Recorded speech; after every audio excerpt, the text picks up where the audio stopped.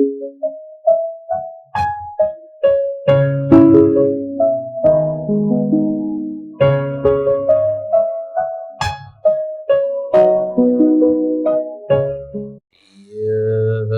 जगत सारा क्षणिक है और आत्मा एक नित्य है।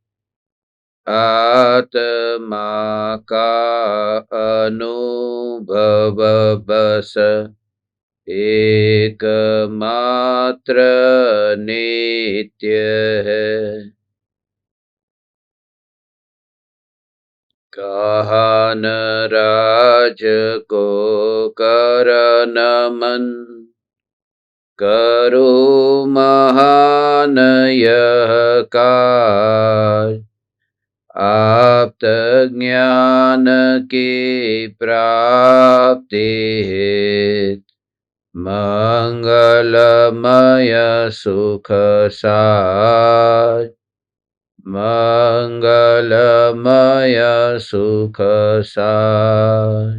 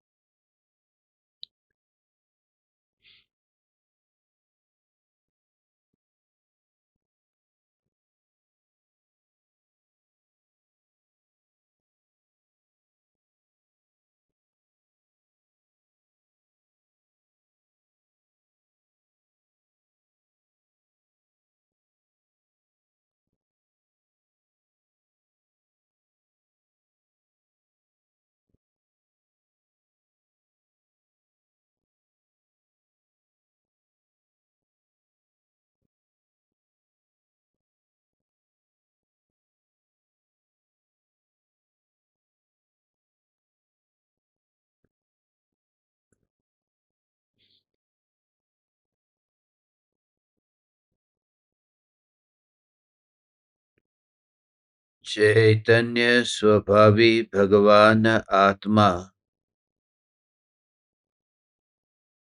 स्वयं ही चैतन्य समयसार है। चैतन्य समयसार का प्रतिपादक ग्रंथाधिराज समयसार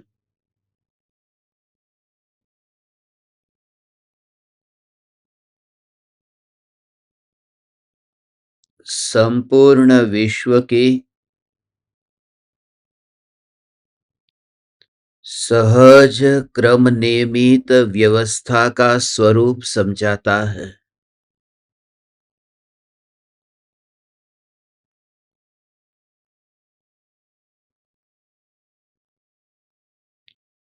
इस जगत में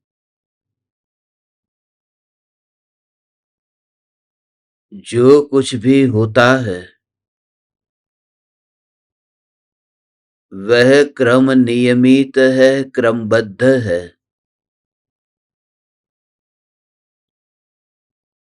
निरंतर बहते पर्याय के प्रवाह में एक भी पर्याय को आगे या पीछे किया नहीं जा सकता।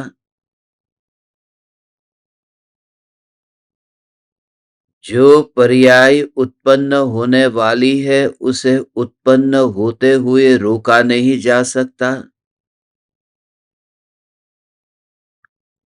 और जो पर्याय उत्पन्न नहीं होने वाली उस पर्याय को वहां उत्पन्न किया नहीं जा सकता। इस प्रकार से समस्त द्रव्यों की अनादि अनंत पर्याय सुनिश्चित है, व्यवस्थित है। क्योंकि द्रव्य की पर्याय व्यवस्थित न हो तो विश्व की व्यवस्था भी व्यवस्थित नहीं होगी। क्योंकि द्रव्य के समूह को विश्व कहते हैं। और एक पर्याय में अस्त व्यस्त होने पर संपूर्ण विश्व की व्यवस्था ही बैर बिखेर हो जाएगी।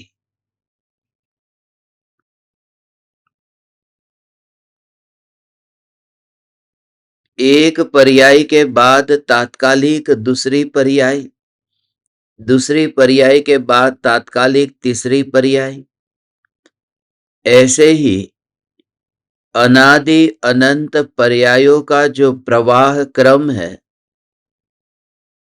वह द्रव्य में से ही उत्पन्न होता है और द्रव्य में ही समाता है।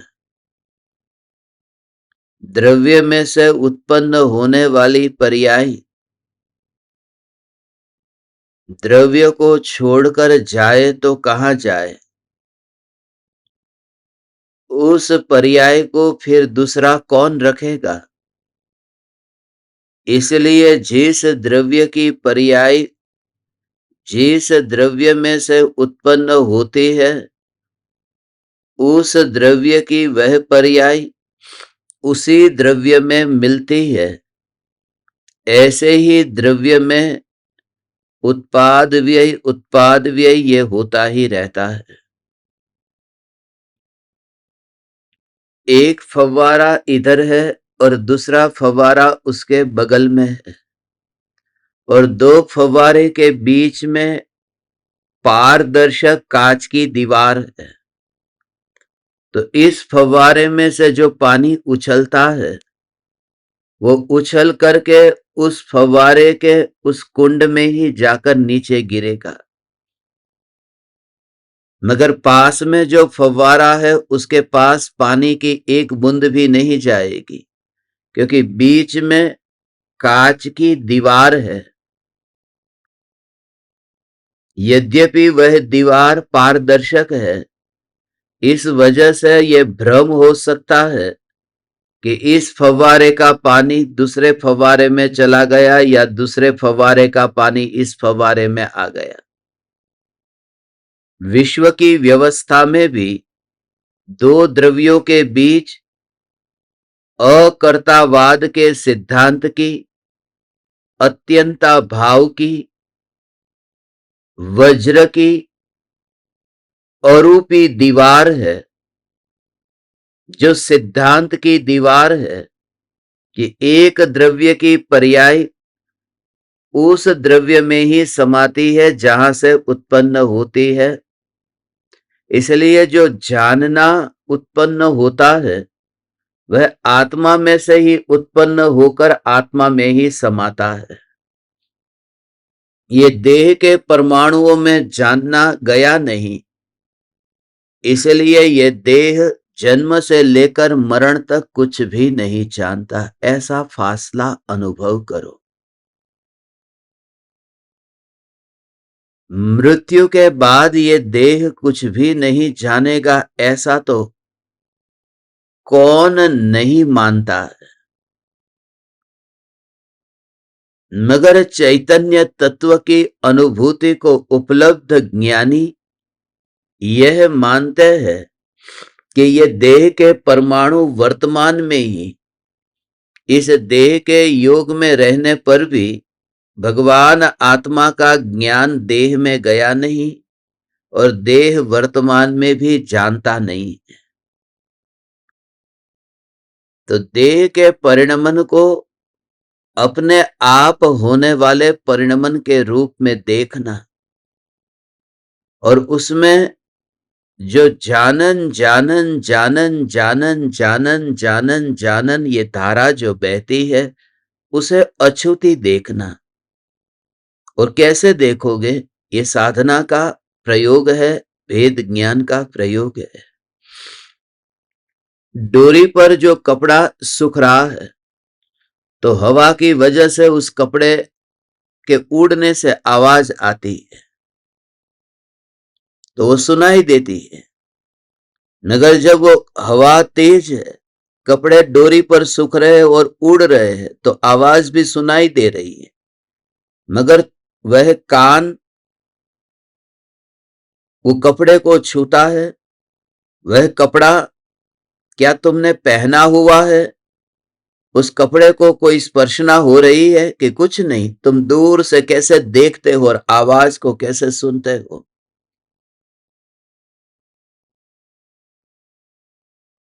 उस समय कैसी अकंप दशा प्रकट होती है कि देह के जो परमाणु है, ये देह के अनंत परमाणुओं के परिणमन में तब वाणी से बोलने की क्रिया, हाथ जोड़ने की क्रिया, ये पूजा, ये अर्चना, ये हाथ में चावल लेकर के थाली में से थाली में चावल डालने की क्रिया, ये जो भी क्रिया होगी, ज्ञान ज्ञान ज्ञान ज्ञान ज्ञान अनुभव में प्रति समय आता है। और ये ज्ञान का परिणमन जो है वह देह में नहीं गया, और देह का जो परिणमन है वह ज्ञान में नहीं आया। ये 308 से 311वीं ये जो 4 गाथा है वह द्रव्य के क्रम नियमित स्वभाव को बताती है। फिर से पढ़ेंगे तो स्पष्ट होगा।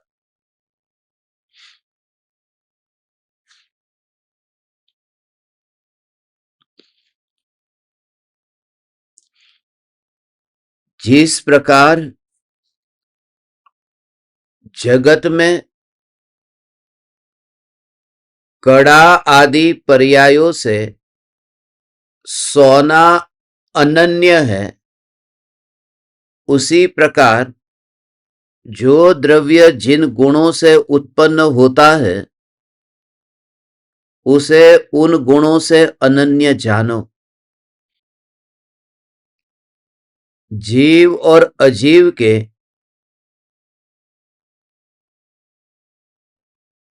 जो परिणाम सूत्र में बताए गए हैं उन परिणामों से जीव या अजीव को अनन्य जानो। यह आत्मा किसी से उत्पन्न नहीं हुआ, इस कारण किसी का कार्य नहीं है, और किसी को उत्पन्न नहीं करता, इस कारण किसी का कारण भी नहीं है। ये तीसरी बात जो है वह आज हमें समझनी है। यह आत्मा किसी से उत्पन्न नहीं हुआ, इसलिए किसी का कार्य नहीं है, और किसी को उत्पन्न करता भी नहीं है। ये जो बात अभी कही कि ये शरीर है, और शरीर की जो क्रिया है वो शरीर की क्रिया से आत्मा उत्पन्न नहीं हुआ, और आत्मा की क्रिया से शरीर उत्पन्न नहीं हुआ। आत्मा के कारण शरीर के कारण आत्मा उत्पन्न है। उसका स्थूल अर्थ क्या है कि माता और पिता के परमाणुओं के योग से पहले तो आत्मा था नहीं वहां, मां के गर्भ में वह जीव था नहीं, कि दोनों के परमाणु मिले और उसी समय आत्मा वहां पर प्रविष्ट हुआ, दाखिल हुआ। तो ये परमाणुओं ने मिलकर के आत्मा को लाया है।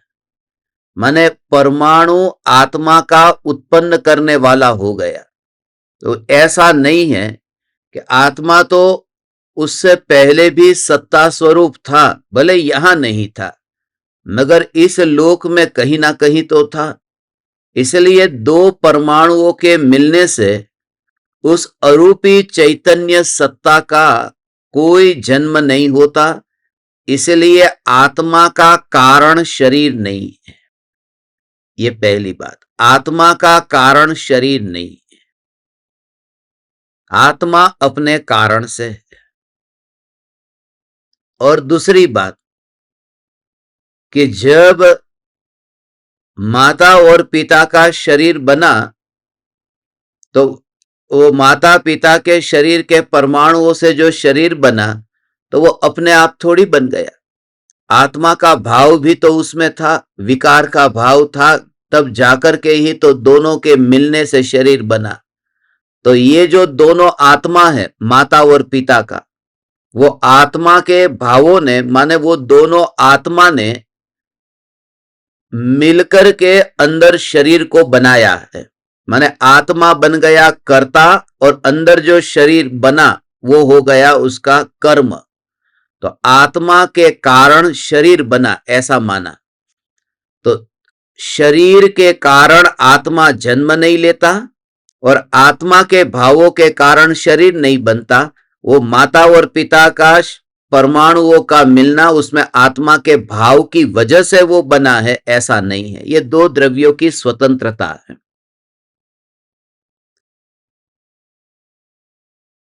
आत्मा अपनी सत्ता से अपने रूप परिणमित होता है और शरीर अपने परमाणुओं की उस योग्यता से वह शरीर परिणमित होता है।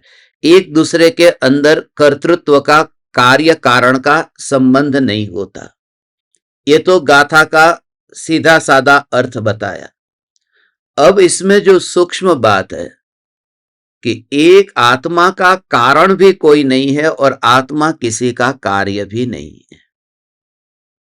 मैं भगवान आत्मा, पहली बात तो ये कि मेरे में कार्य ही नहीं है, तो मेरा कारण कौन बनेगा। अब ध्रुव चैतन्य तत्व की बात है। अनादि अनंत जो ध्रुव ज्ञायक सत्ता है, उसमें परिणमन परिणमन परिणमन परिणमन परिणमन परिणमन परिणमन तो हो रहा है। उसमें कोई तो कारण तो बनेगा। नदी का पानी जो बहता है, उस बहने में कौन निमित्त है कि बहने में वो नदी में नीचे जो पत्थर है वो निमित्त है। वह भी तो कारण बना न, निमित्त।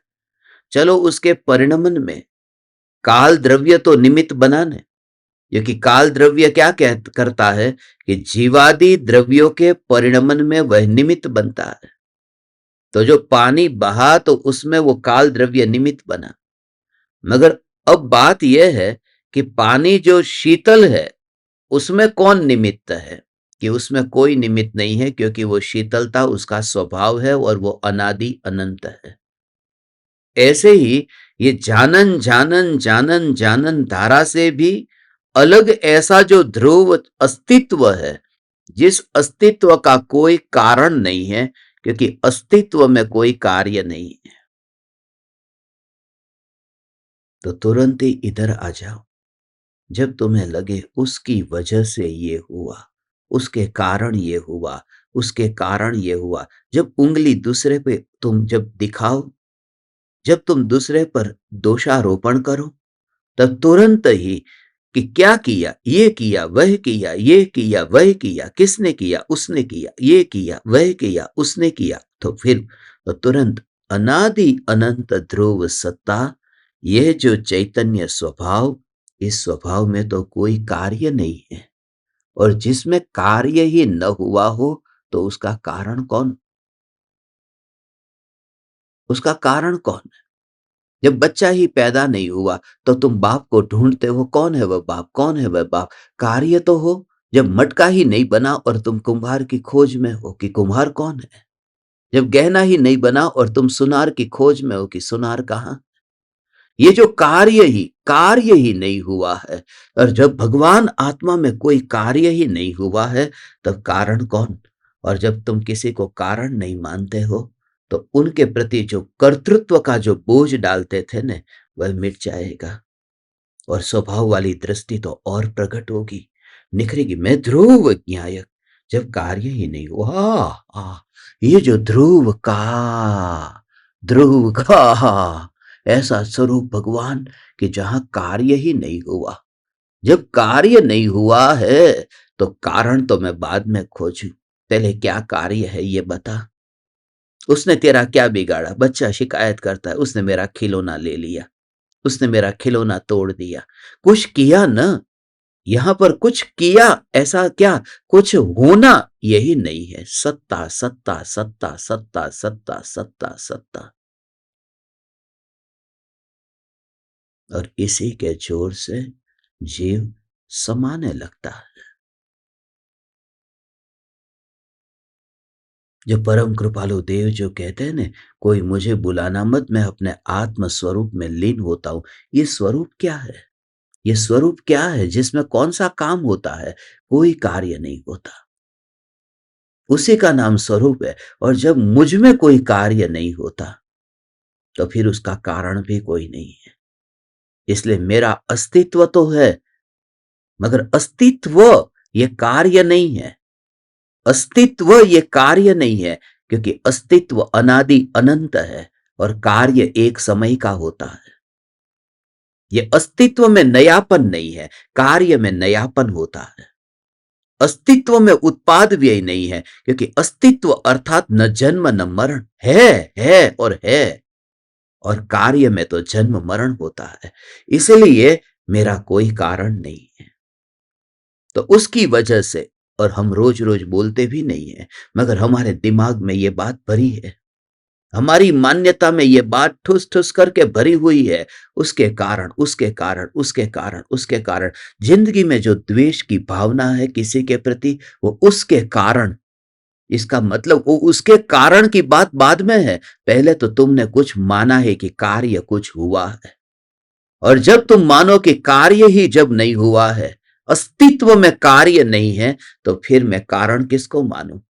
तो कांच का गिलास तो फूटा और नौकर के कारण फूटा, तो गुस्सा नहीं आएगा? आएगा गुस्सा, क्योंकि तूने गिलास को यदि अस्तित्व अपना माना तो फिर गुस्सा आएगा। मगर ध्रुव चैतन्य सत्ता को अस्तित्व माना हो तो क्रोध नहीं आएगा, क्योंकि वह नौकर सत्ता को तोड़ने नहीं आया। और जिसको तू वो तोड़ता हुआ टूटता हुआ देखता है, उसमें तो तू अपने को फैलता हुआ नहीं देखता। अपने को फैलता हुआ नहीं देखता। तूने तो लक्ष्मण रेखा खींच के रखी है कि ये ध्रुव सत्ता के बाहर मैं कहीं नहीं। तो एक ओर से तो ध्रुव की श्रद्धा कि मुझ में कोई कार्य ही नहीं होता, तो मेरा कोई कारण नहीं हो सकता।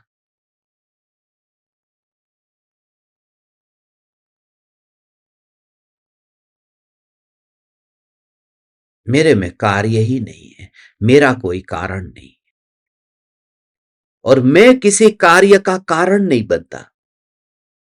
मैं कार्य तो मुझ में नहीं है, मगर मैं कारण तो बनूं ने। चलो दूसरा कारण नहीं बनता मेरा, मगर मैं कारण तो बनूं ने।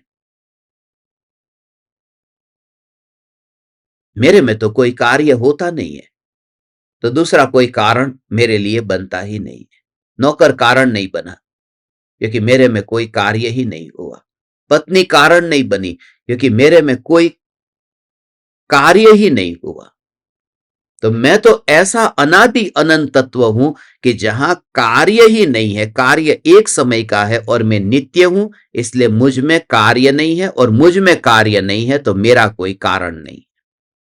अब दूसरी बात कि मैं कार्य तो नहीं हूं, मैं कारण भी नहीं हूं।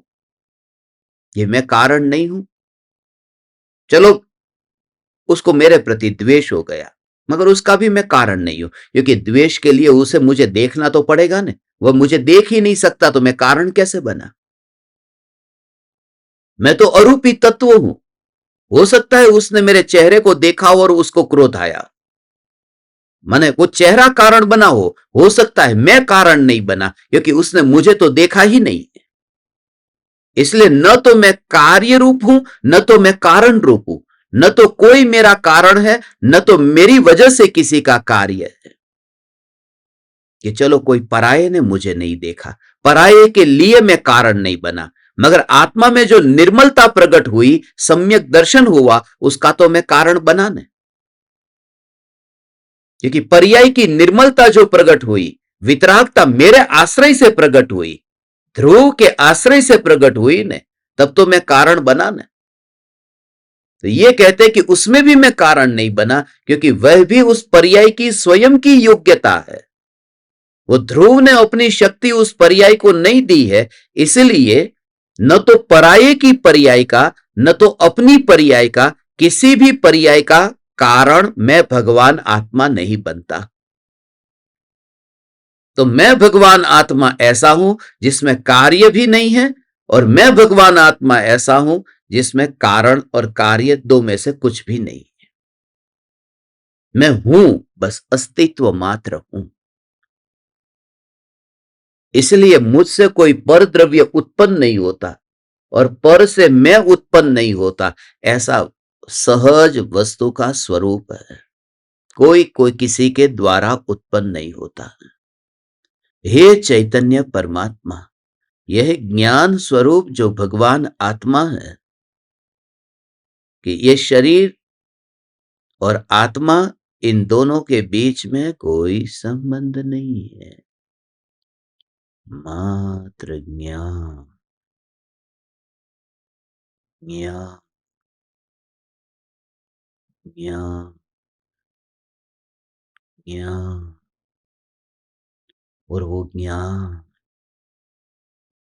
ज्ञान सहज रूप से जानना, जानना, जानना, जानना, ये परिणमन है। इस परिणमन में मात्र परिणमन है।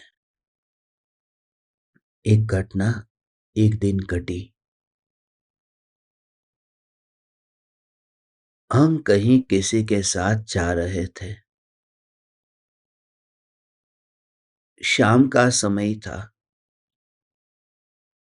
सूर्योदय का समय था, सूर्यास्त का समय था और रात्रि भोजन का त्याग है। तो सभी मित्र लोग साथ में थे, उनमें कुछ पंडित भी थे। बीच में लाल बत्ती आ गई। रास्ते पर रेड सिग्नल पर गाड़ी रुकी। अब सब चर्चा कर रहे थे, क्या होगा, क्या होगा, क्या होगा, क्या होगा। क्योंकि उन्होंने जहां हम जा रहे थे इतनी मेहनत करके खाना तैयार किया था और दूसरे दिन, अगले दिन सुबह तो हमें 5 बजे वहां से निकल जाना था और एक ही दिन के लिए वहां पर गए। अब सब घड़ी देख रहे थे कि क्या होगा, क्या होगा, क्या होगा। और सभी का एक ही कहना था, चिंता मत करो, जो होगा वह अच्छा ही होगा। चिंता क्यों करते हो, जो होगा वह अच्छा होगा। और उन मित्रों के बीच में मैंने एक बात बताई थी, उसमें थोड़ा करेक्शन किया था। जो होगा वह अच्छा होगा, ऐसा क्यों कहते हो, जो होगा वह होगा, बस।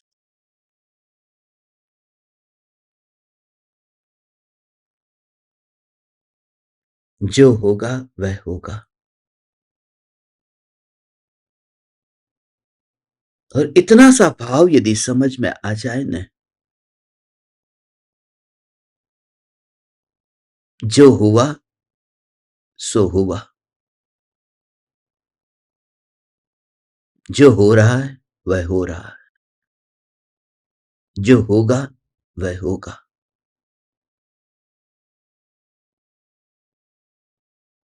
ये विश्व की व्यवस्था ऐसी है और उसमें जो हुआ वह अच्छा हुआ, जो होगा वह अच्छा होगा, उसमें अज्ञानी का विकार मिला हुआ है। वो विश्व की व्यवस्था नहीं। विश्व की व्यवस्था में अच्छा और बुरा ऐसा कुछ नहीं होता। इसके लिए तो मैं 16 साल की उम्र का जो प्रवचन है ना, उस दिन भी YouTube पर है। 16 साल का ओल्डेस्ट लेक्चर अपने चैनल पर। 16 साल की उम्र में यह बात मैं बताता था कि मेरे घर में जो रुपये रखे हैं, वो रुपये कोई चोर लेकर के चला जाए तो ये क्या हुआ, तो मेरे लिए, मेरे घर वालों के लिए बहुत बुरा हुआ। मगर चोर के लिए, चोर की पत्नी के लिए, उसके परिवार के लिए बहुत अच्छा हुआ। मगर मेरा सवाल यह है कि यह क्या हुआ, कि यह हुआ, बस ये हुआ कि रुपये यहां थे और वहां गए, हुआ। अब मेरे लिए बुरा, उसके लिए अच्छा, ये तो मान्यता है। ये विश्व की व्यवस्था कहां है। विश्व की व्यवस्था में मात्र होना है। हे तीन लोक के नाथ परमात्मा, you just realise it and then you will be out of the body. तुम मुझे देख ही नहीं रहे हो, मैं जहां पर हूं वहां तुम मुझे नहीं देख पा रहे हो, और ये तुम देख नहीं पा रहे हो क्योंकि तुम्हारा ध्यान मेरी पड़ोसन पर है। तुम्हारी आंखें, कितना भी चश्मा तुम पहन लो, सिर्फ इतना ही दिखेगा जो चमड़े का रंग है, मगर उसके पीछे कुछ ऐसा है जहां न अच्छा होता है, जहां न बुरा होता है, और जहां न होता है, मात्र है और है। ये है, छूट गया देह तो। हे दीवाने, हे तीन लोग हैं। ओहो, देह कोई मुझे बुलाना मत, मैं अपने आत्म स्वरूप में लीन होता हूं। उस स्वरूप को जब परम कृपालु देव देखते हैं तो उस स्वरूप को देखते समय उसमें तो कुछ भी होता हुआ नहीं देखते। इसलिए अनुभूति से आत्मा का हित है, अनुभूति न हो तो आत्मा का अहित है, मगर वो हित और अहित तो परिणामों की बात है। आत्मा का तो न कभी अहित हुआ न कभी हित होगा, है और है। जब परिणामों में अच्छा और बुरा न छोड़ना तो फिर ध्रुव में अच्छा बुरा क्या छोड़ना। जब पर्याय में भी क्या होगा, होगा तो सही, मगर अच्छा होगा और बुरा होगा ये भी नहीं छोड़ना, तो ध्रुव न्यायक कितना अच्छा है। नहीं, ध्रुव न्यायक अच्छा नहीं है, यही मैं, बस खत्म बात। इसलिए ध्यान में भगवान आत्मा अच्छा अच्छा अच्छा ऐसा नहीं होता। अहोभाव का मतलब ये नहीं है कि तुम उछल जाओ। अहोभाव का अर्थ ये नहीं है कि तुम आह्लाद निकले तुम्हारे मुंह से, आ, ये अहोभाव का अर्थ नहीं है। जब अहोभाव प्रकट हुआ तो आत्मा की पर्याय ही अंतर में परिणमित होने लगी। ध्यान, ध्यान, ध्यान, और जानना मैं ज्ञायक, उस पर्याय का परिणमन मैं ज्ञायक उस रूप में हुआ। बस ये, उसमें तो पेट का पानी कहाँ हिलता है, उसमें कहाँ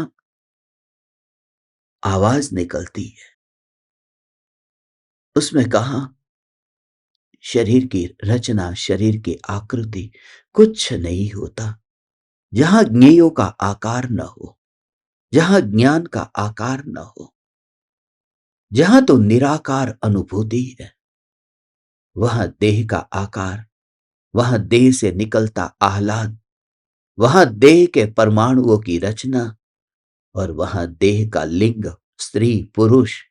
हे दीवाने, हे मेरे माता पिता, हे चैतन्य परमात्मा, तो छोड़ मत, अनुभूति के बिना देह मत छोड़ना।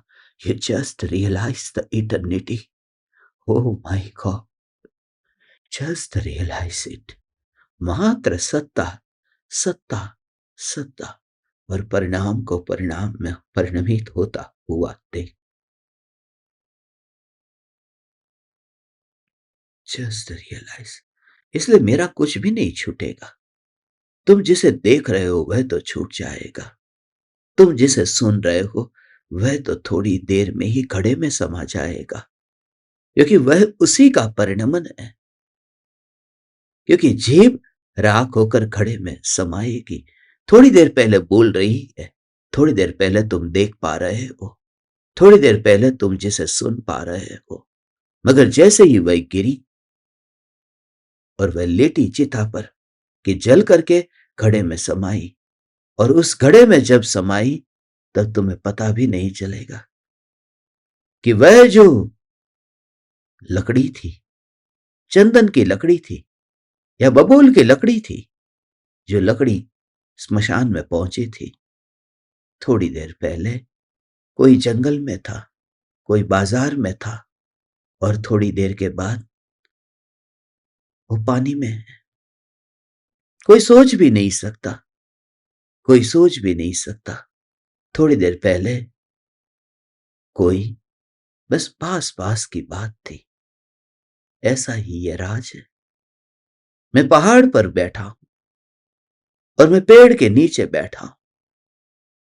मैं जिस पेड़ के नीचे बैठा हूं, बस ये जो जीभ पेड़ के नीचे बैठ करके ये बोल रही है, क्या क्या ये जीभ कोई सोच सकता है कि जीभ जंगल में, पेड़ जंगल में, मगर वही जंगल का पेड़ कट करके स्मशान तक पहुंच गया। ये जीभ के पहुंचने से पहले लकड़हारा आया, पेड़ को काटा और स्मशान में पहुंचा दिया। वो लकड़ी तो चिता पर पहले से ही सजी हुई है।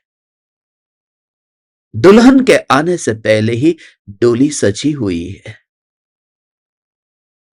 सिर्फ बस दुल्हन को बैठने की देरी थी।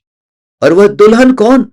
जो ये जीभ जीभ जाकर के वहां पर उस लकड़ी पर जाकर लेट जाती है, और आ जाता है कोई, आग लगा देता है, और दोनों की जो राख है, लकड़हारा ने काटी थी लकड़ी, उस लकड़ी की राख और जो जीभ की राख दोनों ही नीचे गड्ढे में इकट्ठी हो गई। उसको फिर घड़े में भर दिया और दोनों ही बह रहे पानी में।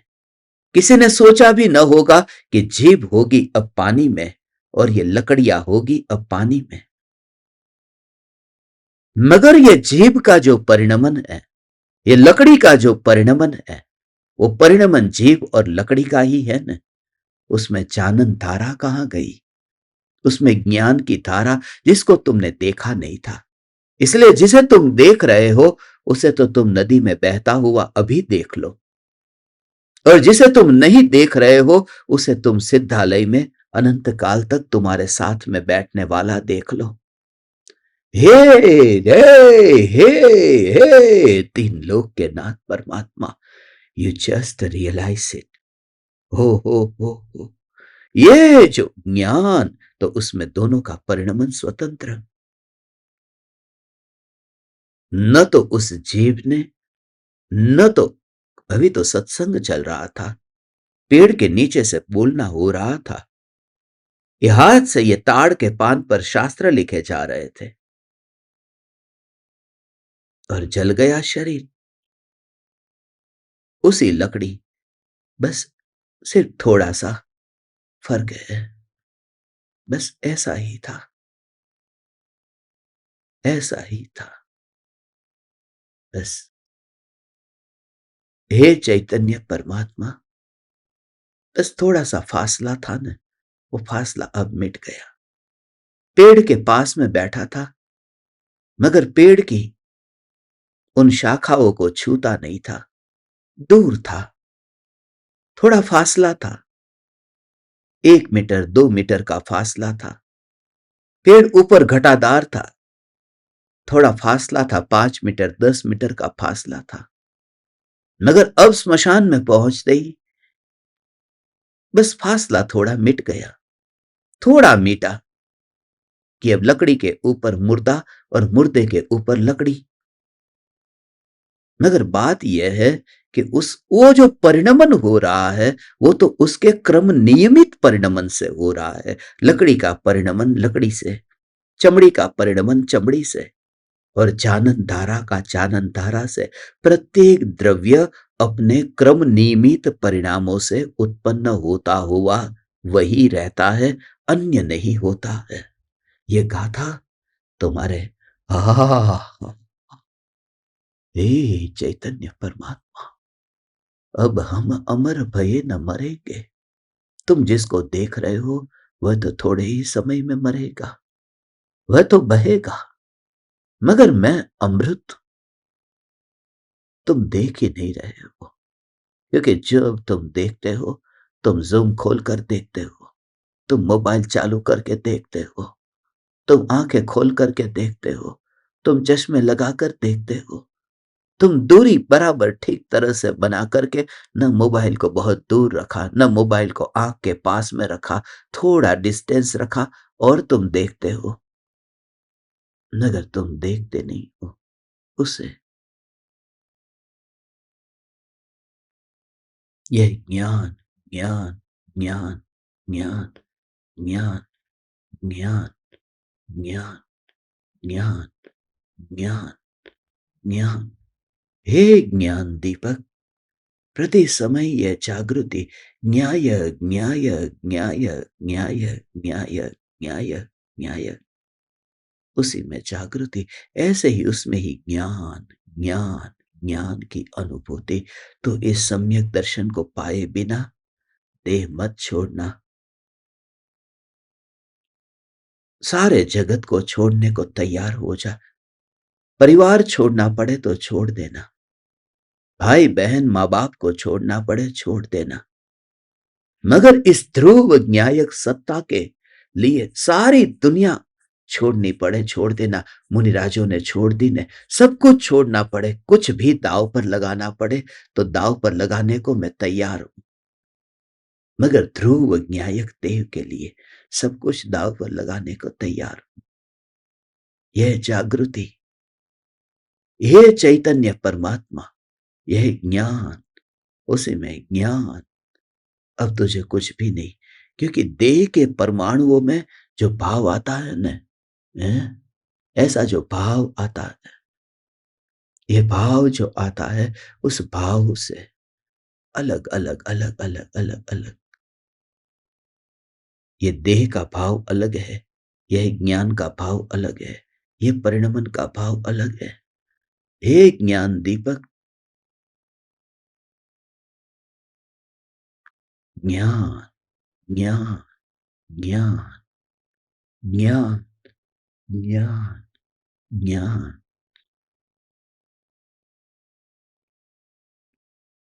ये ज्ञान।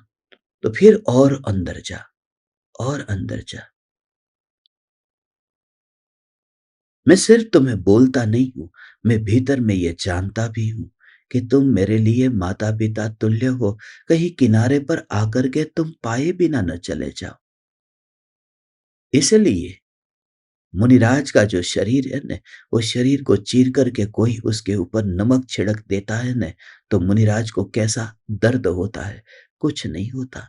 चमड़ी कटे तो कोई दर्द नहीं होता, नमक छिड़के तो दर्द नहीं होता। उसका एहसास मुझे अभी हो रहा है। आज सुबह ही मैंने दाढ़ी बनाई, तो गाल पर वहां पर ब्लेड लगी है और अभी उसके ऊपर नमक छिड़का जा रहा है।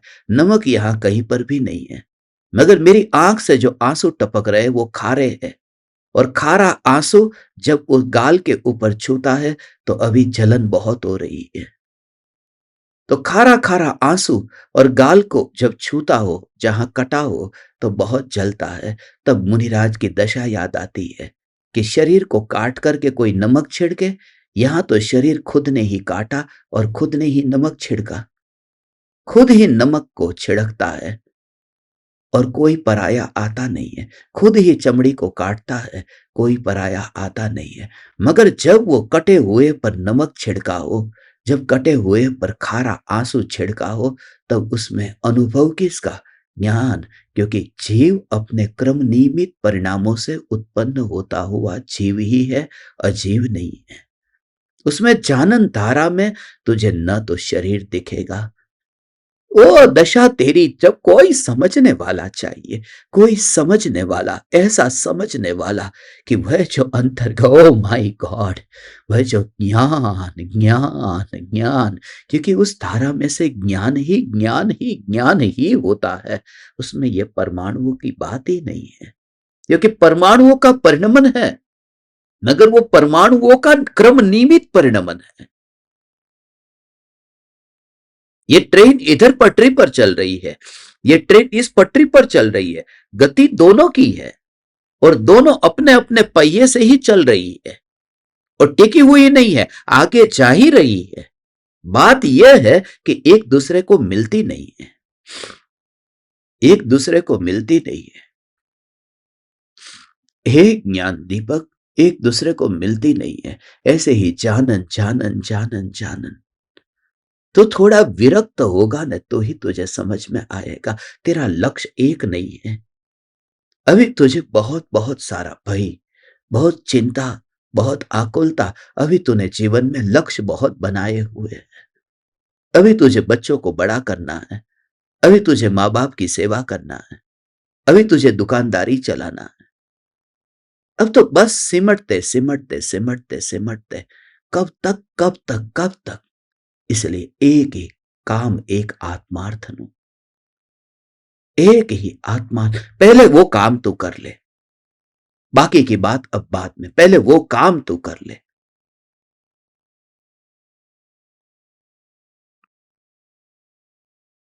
वो काम तू कर स्वरूप की अनुभूति के लिए, फिर तुझे सब कुछ करने की छूट है।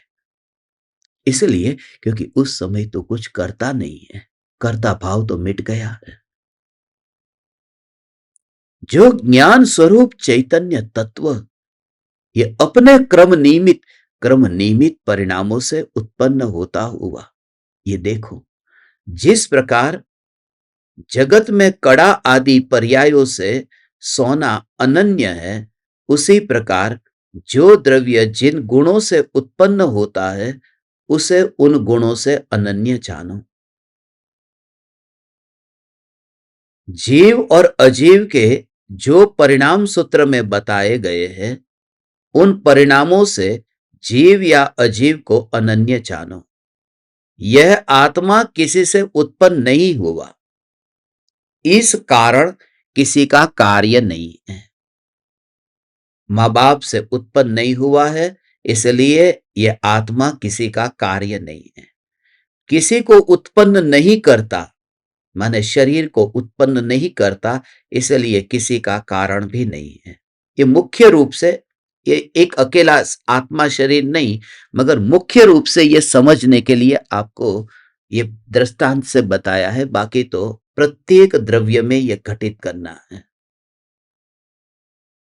प्रत्येक द्रव्य के साथ में, क्योंकि ये आत्मा शरीर का अनादि का दूध और पानी की तरह, मिट्टी और सोने की तरह ऐसा संबंध है। इस वजह से ये बात बताई कि आत्मा शरीर को नहीं करता, शरीर आत्मा को नहीं करता, दोनों स्वतंत्र है,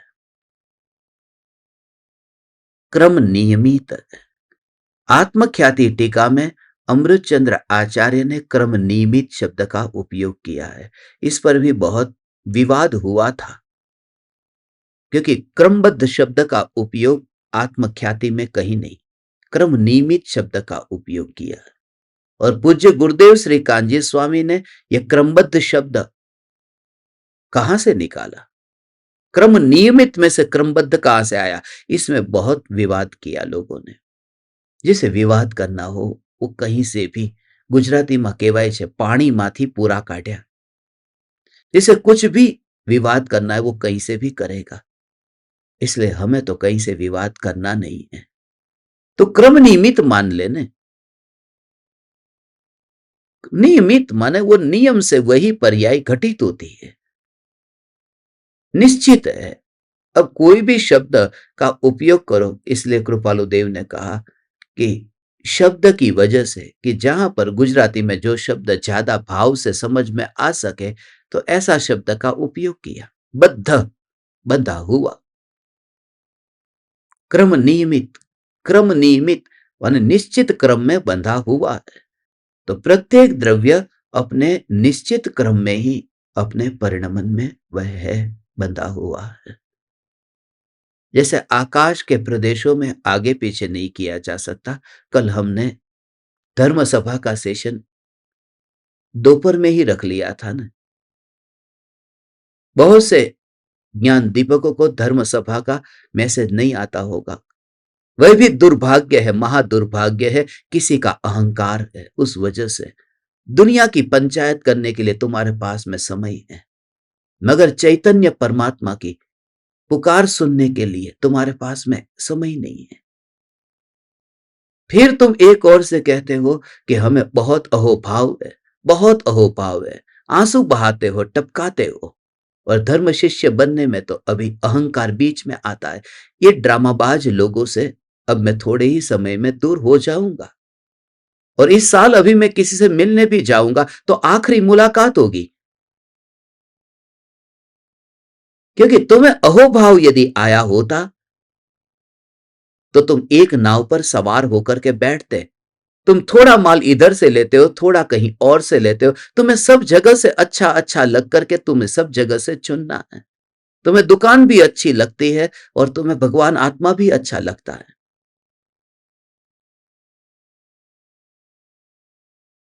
तुम एक डॉक्टर के पास कोई दूसरी एक दवा लेते हो, दूसरे के पास जाके दूसरी दवाई लेते हो, तीसरे के पास जाकर तीसरी दवाई लेते हो, और फिर तुम कहते हो हमारी बीमारी मिटी क्यों नहीं? कैसे मिटेगी? इसलिए ये आखिरी साल है। अगले साल से जो एक नाव पर सवार होकर साधना करना चाहता है वही मेरे पास में आए, बाकी आए ही नहीं। मेहरबानी करके न आए, क्योंकि भीड़ इकट्ठी करनी होती तो मैं और कहता आओ सब आओ। नहीं, जो एक ही साधना के मार्ग पर चलना चाहता है। कल दोपहर का धर्म सभा का सेशन छूट गया। बहुत से ज्ञान दीपक ऐसे जिनको कहा धर्म शिष्य, अरे उसमें तो कैमरा चालू रख करके बैठना होता है। दुकान पर 12 घंटे बैठता है तो 1 घंटा अलग से समय निकाल देने। यदि मरेगा तो तेरा बेटा दुकान संभालेगा कि नहीं? यदि अस्पताल में जाएगा तो तेरा बेटा दुकान संभालेगा कि नहीं? और तेरे मरने के बाद में क्या ये दुनिया नहीं चलेगी? ये बहानेबाज लोग, ये मायाचारी लोग हैं जो ये कहते हैं कि दुकान की वजह से ये नहीं कर पा रहे, घर के काम की वजह से ये नहीं कर पा रहे। अमेरिका और कनाडा में रहने वाले लोग रात को 2 बजे, 3 बजे, 4 बजे, रोज रोज, देखो कल 12:30 बजे सत्संग था, वहां तो 3 बजे का करीब समय हो गया, तो भी जिनको सुनना है वो सुनते हैं रात को 3 बजे अलार्म लगा करके। इसलिए अब समूह शरण में जैसे फिल्टर होता है ना, ऐसे में फिल्टर करना चाहता हूं। और ऐसे ही बस तुम अपनी कसौटी पर खरे तो उतरो। बस अभी कुछ ही नाम बाकी है। मैं 200 से ज्यादा धर्म शिष्य में जोड़ने वाला भी नहीं हूं, सिर्फ 200, क्योंकि ये कृपालु देव ने कहा 100-200 चौतरफ से तैयार रखना, चारों ओर से 100-200। अभी 200 होने की तैयारी में है। फिर तुम कितने भी ऊंचे नीचे हो जाओ, और थोड़े ही समय में ये दीपक कनेक्शन ध्यान प्रयोग भी बंद हो जाएगा। सिर्फ धर्म सभा चलेगी, सब सत्संग बंद होगा, सिर्फ धर्म सभा चलेगी। जिनको ज्ञान लेना है, पाना है, आए, ज्ञान लेना है, सब सीखना है, सब समझना है, मगर कैमरा चालू नहीं करना है। ये अहंकारी लोग फिर आना ही छोड़ दो। मुझे जरूरत नहीं है तुम्हारी, मुझे तो ऐसे सरल जीवों की जरूरत है जो बिल्कुल सरल होकर के बैठ सके। और भीड़ यदि इकट्ठी करनी होती ना, तो बहुत पहले ही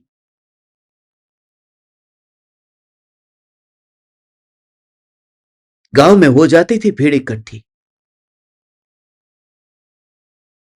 1 महीने के 3 किलो चावल और 1 किलो शक्कर देता था, सारा प्रवचन हॉल भर जाता था। 3 किलो चावल और 1 किलो शक्कर में, वो भी 1 महीने में। और उसका वीडियो बन जाता था, फोटो निकल जाती थी कि अरे इतने लोग प्रवचन सुन रहे हैं।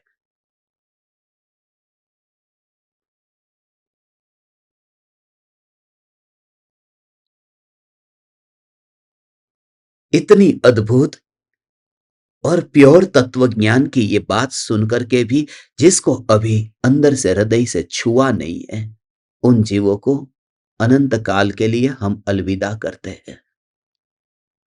हे चैतन्य परमात्मा, जीव अपने क्रमनिमित परिणामों से उत्पन्न होता हुआ जीव ही है, और अजीव अपने क्रमनिमित परिणामों से उत्पन्न होता हुआ अजीव है। इसका एक दूसरा भाव है। समय तो पूरा हो गया। दूसरा एक भाव यह है, समय पूरा सचमुच हो गया है कि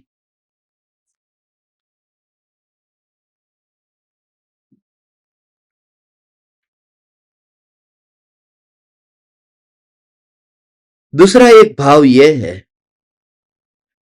कि पलट कर, बदल कर वस्तु बदलती है, मगर बदल करके भी नहीं बदलती है। यह वस्तु का स्वभाव है। क्या स्वभाव है? वस्तु बदल करके भी नहीं बदलती है, बदलती है, बदलती है, बदलती है और फिर भी नहीं बदलती। कैसे?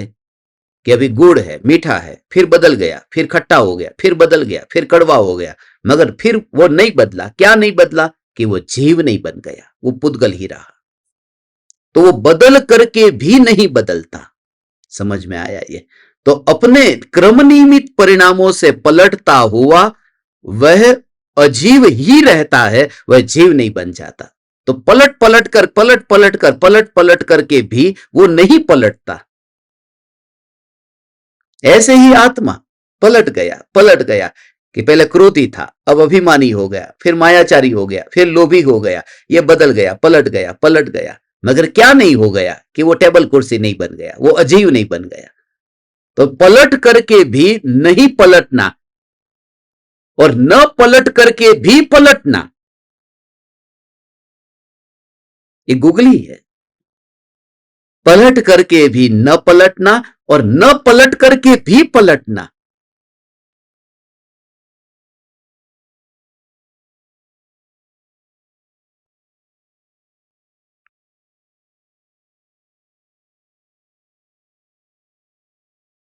ये वस्तु का स्वभाव है।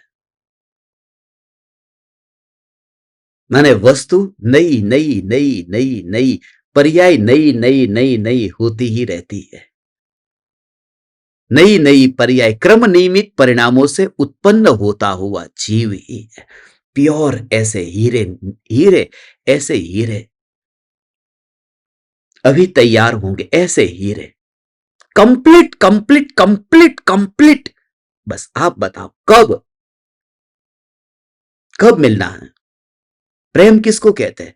प्रेमिका को जब बताया इतने बजे इतनी तारीख को यहां, ओके ठीक है, मंजूर है, चल आ जाऊंगी। प्रेमी को कहा आएगा मिलने, रात को 12 बजे, हाँ चलेगा, मैं आ जाऊंगा। तू बता कहां मिलना है, कब मिलना है, तू बता, समय तू बता। मुझे ऐसे धर्म शिष्य चाहिए। आप बताओ कब मिलना है, कितने बजे? हम तैयार हैं। कितने घंटे? हम तैयार हैं। हाँ, शरीर की तुम्हारी स्थिति होगी, बीमार होोगे, मैं समझता हूं। ये कि जिनको माता पिता तुल्य का, तो उनके लिए इतनी भी करुणा ना होगी, तो समझता हूं, ठीक है, लेट लेना, कैमरा बंद कर देना, कोई बात नहीं। मेरे अंदर भी दिल है, पत्थर नहीं है। मगर मैं ये चाहता हूं कि कोई दीवाना ऐसे निखरा हुआ सोना ही यहां पर ऐसा तैयार होना है, ऐसा हीरा तैयार होना है। और क्षमा करना, मेरा आपके प्रति द्वेष बिल्कुल ना होगा, सिर्फ इतना समझना कि हमारे रास्ते अलग अलग थे। हम यदि थोड़े टाइम में अलग हो जाएंगे तो तुम्हें कहीं और जाना था, हमें कहीं और। हमारे बीच में कोई द्वेष नहीं है, हमारे बीच में कोई कंपटीशन नहीं है, सिर्फ इतना था हमारे उसूलों में फर्क था। तुम्हारे उसूल अलग थे, हमारे अलग थे।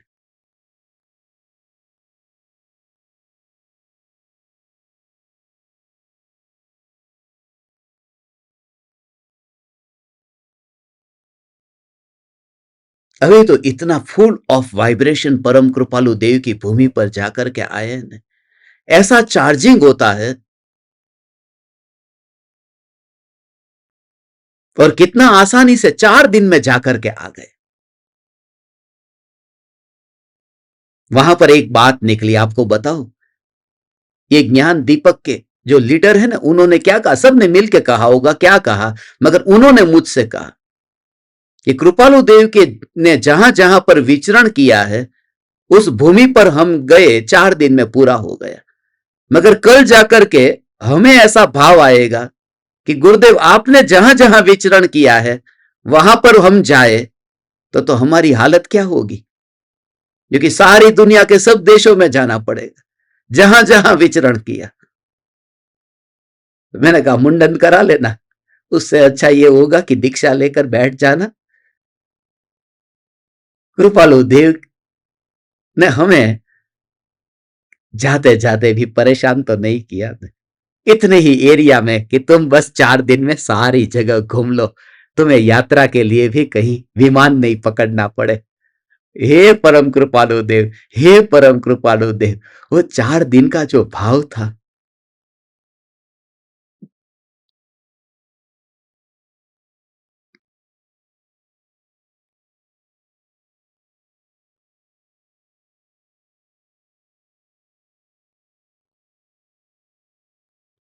वो दशा ऐसी कोई विरला समझे।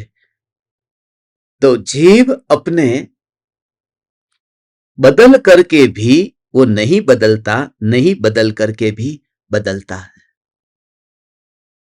नई नई पर्याय उत्पन्न होती है, पुरानी पर्याय व्यय होती है। ये निरंतर ऐसा हो रहा है, नई नई नई पर्याय उत्पन्न होती है। एक साड़ी आपने खरीदी, नई साड़ी खरीदी है। पहली बात तो ये कि नई पुरानी का हिसाब क्या, कोई हिसाब नहीं है। आपके लिए जो नई है वो दुकानदार के पास में वो 5 साल से पड़ी हो, वो पुरानी थी। उसके लिए पुरानी थी, आपके लिए नई हो गई। आपने 5 साल पहनी, आपके लिए पुरानी हो गई, आपने काम वाली बाई को दे दी, तो उसके लिए नई हो गई कि आज ही नई साड़ी दी है। मगर दुकान में जिस दिन आई थी उस दिन तो नई थी ने, मगर फैक्ट्री में वो 2 साल से पड़ी थी। फैक्ट्री वाला कहता है कि पुराने से पुराना माल गया, आज दुकान वाले के लिए नया हो गया। नया पुराने का हिसाब क्या। और एक बात खास कि जो साड़ी आप 10 साल पहले लेके आए थे, तो 10 साल पहले की डेट की जो साड़ी थी वो नई थी ना, वो साड़ी नई साड़ी थी। और आज अभी जो तिजोरी में पड़ी है वो कितनी पुरानी है, वो 10 साल पुरानी। वो पुरानी है कि नहीं है, नहीं। वो जो खरीद करके 10 साल पहले रखा था ना, वो पुरानी है, वो 10 साल पहले की पुरानी है। और अभी आज जो तिजोरी में देख रहे हो वो नई साड़ी है, क्योंकि नई माने अभी की ताजी पर्याय है ना ये। और वो 10 साल पहले की माने वो 10 साल पुरानी, माने इतनी बासी पर्याय है वो। जिसको तुम नई साड़ी कहते हो वो पुरानी पर्याय है, और जिसको तुम पुरानी साड़ी कहते हो वो नई पर्याय है। तो प्रति समय नई नई पर्याय उत्पन्न होती है। अज्ञानी जिसको नया कहता है वो पुराना होता है, और जो पुराना कहता है वो वास्तव में नया होता है। प्रति समय ये नया नया नया नया। इसका थोड़ा सूक्ष्म रहस्य खोलना है, वो अपन आज समय हो गया, क्योंकि मुझे अभी तात्कालिक मुंबई के लिए रवाना होना है। और दीपक कनेक्शंस ध्यान प्रयोग कभी भी आज हो सकता है, आप तैयारी में रहना। मोस्टली शाम को होगा, आपको बताएंगे मैसेज करके। और जिन जिन जीवों को, वो साधकों को जो धर्म शिष्य में नाम जोड़ना है, एक बार लिस्ट फुल होने के बाद में कोई भी ज्ञान दीपक आएगा, हम नाम नहीं लेंगे, क्योंकि वो डिपार्टमेंट कोई और संभाल रहा है। और ये पूरा धीरे धीरे ज्ञान दीपकों का ये पूरा लिस्ट भी धीरे धीरे गायब हो जाएगा। ओनली एंड ओनली धर्म शिष्य 100-200 चौ तरफ थी तैयार राखवा। અને दूसरी बात कि प्रत्येक धर्म शिष्य को 6 महीने में एक बार मिलना होगा। ये खास खास खास खास अनिवार्य है। जो इंडिया में नहीं रहते, फॉरेन में रहते हैं, उनके लिए 1 साल रखा है। मगर इंडिया में रहते हैं उनके लिए हर 6 महीने में एक बार मिलना होगा। आपकी लास्ट मीटिंग की जो डेट है, उस डेट के लिए एक मीटिंग हम रखेंगे। वो मुंबई पहुंच करके जैसे समय मिलेगा तो सबकी लास्ट डेट आप बता देना। उसमें आपकी साधना का पूरा रिपोर्ट, क्या क्या चल रहा है, वो सब आपको पूछा जाएगा और उसके अनुसार आपको नई साधना दी जाएगी। तो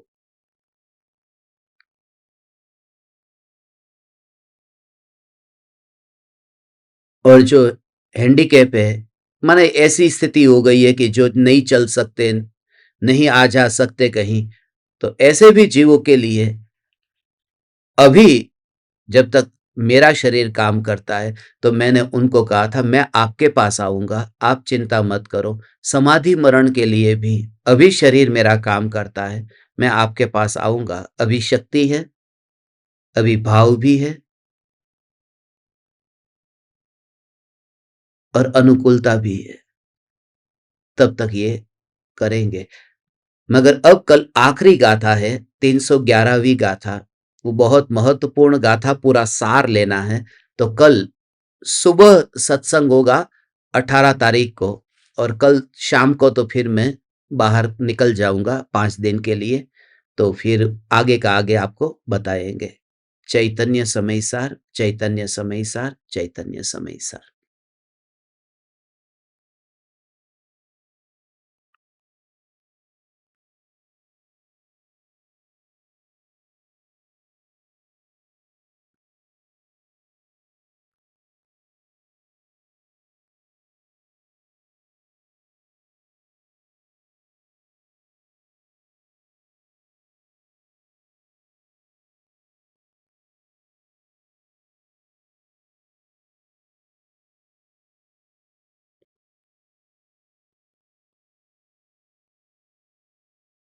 अहो अहो श्री सद्गुरु करुणा सिंधु अपार,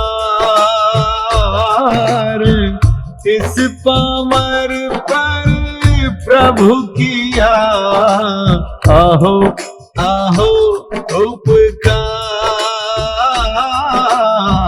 अहो अहो उपकार।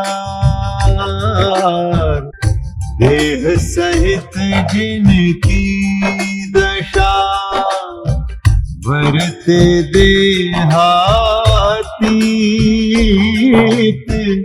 उन ज्ञानी के चरण में हो वंदन अगणित,